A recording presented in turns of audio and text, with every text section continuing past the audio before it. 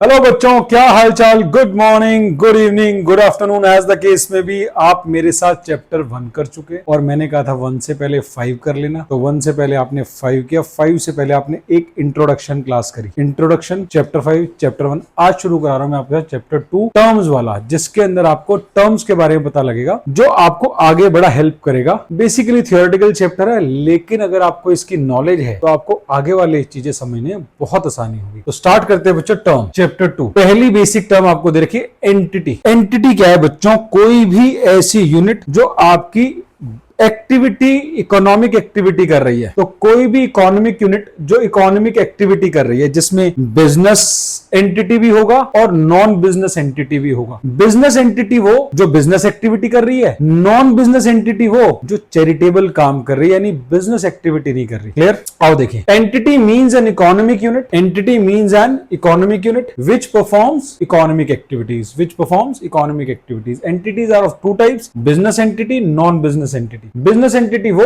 जो business activity कर रही है, means an enterprise establish as per the law to do business activities. ये भी establish as per the law है, पर not to do business activities. Not to do, to do, not to do, to do. जो business activities कर रही है वो business entities, जो नॉन बिजनेस एंटिटी है वो बिजनेस एक्टिविटीज के लिए नहीं, for the welfare of the society और its members. For example Rotary Club हो गए, चैरिटेबल हॉस्पिटल्स हो गए, ये हमने एग्जांपल्स भी डाल दिए। एंटिटी के बाद बिजनेस ट्रांजैक्शन। बिजनेस ट्रांजैक्शन क्या है बच्चों? कोई भी ट्रांजैक्शन जो फाइनेंशियल ट्रांजैक्शन है, फाइनेंशियल ट्रांजैक्शन। बिजनेस ट्रांजैक्शन और financial transaction which changes in the assets and liabilities, यानी financial position of a business. तो business transactions are financial transaction which change the financial position of a business. Business transaction is a financial transaction which brings change in the financial position of a business. Example कोई भी दे दो, purchase of a car, rent paid, salary paid, that is business transaction, जो आपकी financial position को change करता है। अब इसके अगर आपसे और आ जाए characteristics लिख दो। It has two aspects. It arises from exchange of goods and services. It brings change in the financial position. तो हमने एक नंबर में आना, इतना लिखना काफी है, बस यहीं तक एक नंबर में। और आ जाए 2 नंबर का तो यहां लिख दे, 3 नंबर में आ जाए तो फिर ये भी लिख दे। इतना आएगा नहीं, 1 मार्कर में आएगा। अकाउंट्स, हमें हर पार्टी के बच्चों हर चीज के अकाउंट बनाने, तो परचेज का, सेल का, परचेज रिटर्न का, सेल रिटर्न का, जितने हमारे डेटर्स हैं, क्रेडिटर है, सबका अकाउंट बनाना होता है, हिसाब किताब लिखना होता है। तो अकाउंट क्या है? It is a record of transaction under a particular head of account. Ram की सारी ट्रांजेक्शन राम के अकाउंट में, गौरव की सारी ट्रांजेक्शन गौरव के अकाउंट में, रवि की सारी ट्रांजेक्शन रवि के अकाउंट में, कुणाल की सारी ट्रांजेक्शन कुणाल के अकाउंट में, मनप्रीत की सारी ट्रांजेक्शन मनप्रीत के अकाउंट में। तो हमें हर पार्टी के अकाउंट बनाने होते हैं। तो अकाउंट क्या है? It is a record of transaction under a particular head of account. It is a record of transaction under a particular head of account. Example salary, building, ये हमने दे दिया। कैपिटल आपको ऑलरेडी आता है बच्चों। कैपिटल वो पैसा जो बिजनेस में मालिक ने लगाया। कैपिटल वो पैसा जो बिजनेस में ओनर ने लगाया। Capital is the amount invested by owner into the business. जो पैसा बिजनेस में मालिक ने लगाया बच्चों, दैट इज कैपिटल। तो बच्चों कैपिटल क्या है? आपके बिजनेस में जो पैसा ओनर ने लगाया, ये कैपिटल है। आप अकाउंटिंग किसकी करते हैं? आप अकाउंटिंग करते हैं बिजनेस की। तो बिजनेस के लिए ओनर भी एक लायबिलिटी है। ओनर भी एक लायबिलिटी है। कौन सी वाली? घर वाली, इंटरनल लायबिलिटी। क्योंकि आप अकाउंटिंग किसकी कर रहे हैं? ओनर की नहीं कर रहे, बिजनेस की कर रहे हैं। Business entity concept 3rd chapter में पढ़ेंगे, जब आएगा तो मैं आपको याद दिलाऊंगा कि मैंने आपको पहले भी 1-2 जगह बताई ये बात। तो बिजनेस एंटिटी कंसेप्ट क्या कहता है कि accounting is done from the point of view of business, not from the point of view of owners. ये हमने पहली क्लास में भी आपको पढ़ाया हुआ, इंट्रोडक्शन क्लास में भी, जिनको याद आ रही है बातें। तो अकाउंटिंग बिजनेस की होनी है। तो बिजनेस में जो पैसा मालिक ने लगाया वो कैपिटल है। तो कैपिटल भी एक तरह की लायबिलिटी है बिजनेस के लिए टुवर्ड्स द ओनर। तो ओनर इज ऑल्सो लायबिलिटी, उसे इंटरनल लायबिलिटी बोलते हैं। और ओनर की कैपिटल को, जो ओनर ने पैसा लगाया, उसे कैपिटल के अलावा net worth, owners funds, owners equity भी बोल देते हैं। तो capital is the amount invested by owner और proprietor into the business. It is a liability as per the business entity concept.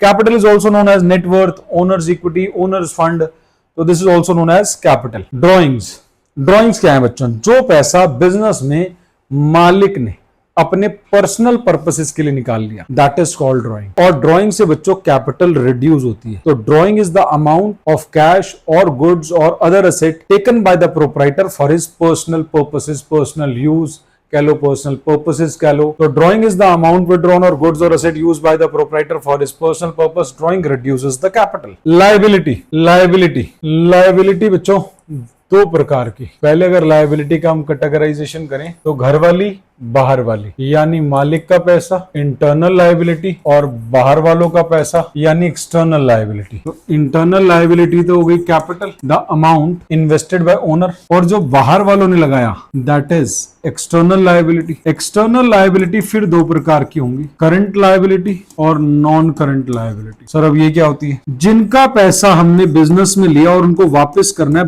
12 महीने के अंदर अंदर, with in 12 months, that is called current liabilities. और जिनका पैसा हमने लंबे समय के लिए लिया, लॉन्ग टर्म के लिए लिया, और अकाउंटिंग में लॉन्ग टर्म कहते हैं more than 12 months, more than 12 months, तो ये नॉन करंट लायबिलिटी होगी। तो जिनका पैसा 12 महीने के अंदर अंदर देना है करंट लायबिलिटी, जिनका 12 महीने के बाद देना, 5 साल के लिए लिया, 3 साल के लिए, 10 साल के लिए, नॉन करंट लायबिलिटी।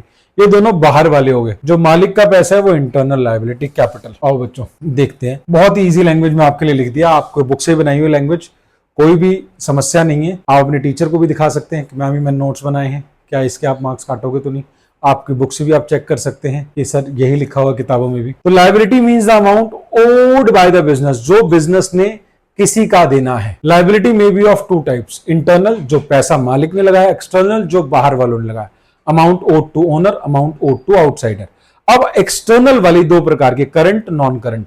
करंट वो जिसका पैसा आपने 12 महीने के अंदर अंदर देना है, इसे बोलते हैं करंट लायबिलिटी। एग्जांपल हो गए creditors, bank overdraft, bills payable, advance income और आउटस्टैंडिंग एक्सपेंस, ये हमारे करंट लायबिलिटी के एग्जांपल है।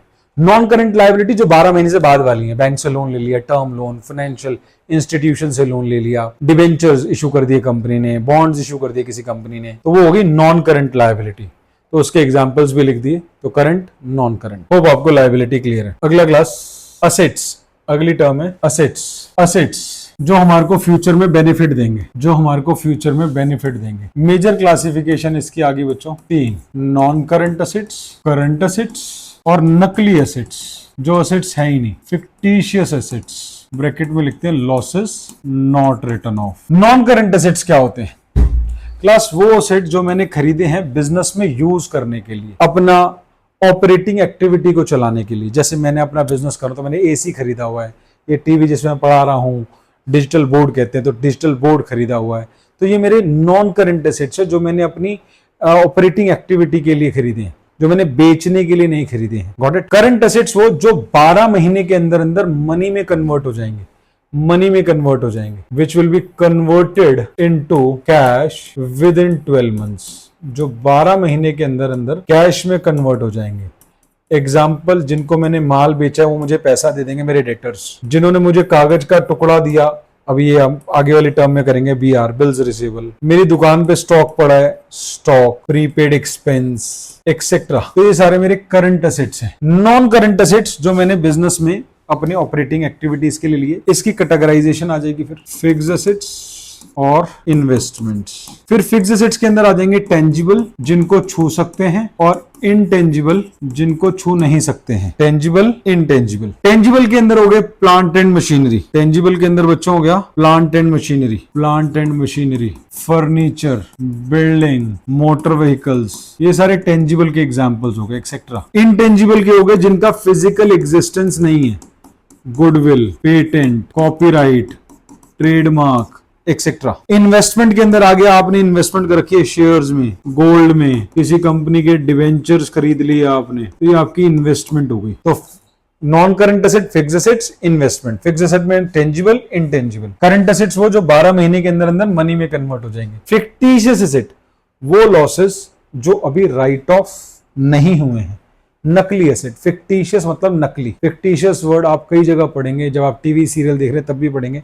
नकली एसेट्स बेसिकली एसेट्स है ही नहीं, ये लॉसेस है जो राइट ऑफ होना रह गए हैं। एग्जांपल हो गए जैसे डेफर्ड रेवेन्यू एक्सपेंडिचर, इसका एग्जांपल है डेफर्ड, आगे टर्म में भी आएगा डेफर्ड रेवेन्यू एक्सपेंडिचर। जब मैं एक्सपेंडिचर करा रहा हूँ तब आएगा ये। और फिक्टिशियस के अंदर preliminary expenses not written off, preliminary expenses not written off. अब अगर आप आगे की स्टडीज देखेंगे सीए लेवल की, तो ये कंसेप्ट ही खत्म हो चुका है आगे, लेकिन अभी 11th में है। अब वो कहते हैं भैया सारे खर्चों को इमीडिएटली राइट ऑफ करो, लेकिन 11th के अंदर अभी ये कंसेप्ट है। तो 3 तरह के एसेट्स हैं आपकी किताबों में कौन कौन से class? Non current assets, current assets और फिक्टिशियस एसेट्स। तो असेट्स देखते हैं बच्चों। असेट्स मींस एनीथिंग जो आपको इकोनॉमिक बेनिफिट देगा फ्यूचर में। These are classified into non current, जो एंटरप्राइज ने हेल्ड किया अपने ऑपरेशन के लिए, which are held by an enterprise operating activity के लिए, ऑपरेशन के लिए, not for sale within the ordinary course of business, जो रीसेल के लिए आपने नहीं रखा हुआ। फिक्स एसेट में टेंजिबल आ गया, इंटेंजिबल आ गया और इन्वेस्टमेंट्स। तो फिक्स एसेट के दो पार्ट मैंने आपको समझा दिए, जिनकी फिजिकल एग्जिस्टेंस है टेंजिबल, जिनको आप छू नहीं सकते, जिनका फिजिकल एग्जिस्टेंस नहीं है इंटेंजिबल। और नेक्स्ट इन्वेस्टमेंट, शेयर में पैसा लगाया है, गोल्ड में पैसा लगाया, गुड्स नहीं है गोल्ड है, डिबेंचर्स में पैसा लगाया है, तो इसको ठीक कर लीजिएगा, गोल्ड है। करंट एसेट्स, वो एसेट्स जो कैश में कन्वर्ट हो जाएगा विद इन 12 मंथ। तो current assets are those asset which can be converted into cash within 12 months. Example debtors, cash, bank, prepaid expenses. तो डेटर्स के स्पेलिंग गलत है, इसको चेंज कर लेंगे आप, DEBTORS। तो डेटर्स के स्पेलिंग थोड़ा सा गलत लिख दिए हैं, टाइपिस्ट से टाइपिंग एरर हो गई है। Fictitious are losses which are yet to be written off, deferred revenue expenditure, discount on issue of debentures. तो ये हमने आज 7 टर्म तक कर लिया बच्चों। अगली क्लास हम फिर दोबारा आपके लिए लेके आएंगे। होप यहां तक आपको बातें क्लियर हो गई। अगली क्लास में कंटिन्यू करेंगे। अगर आपको क्लास बहुत बढ़िया लगी हो, सारी बातें बहुत अच्छे से समझ आ गई हो, सर मजा आ गया है, तो प्लीज वीडियो को लाइक कर दें। तो यही मेरी फीस है, और अपने दोस्तों को शेयर कर दें, चैनल को सब्सक्राइब कर दें और एक बढ़िया सी कमेंट लिख दें, जिससे मेरा मोटिवेशन लेवल बढ़ जाए। अगली क्लास में मिलते हैं बच्चों। Love you all.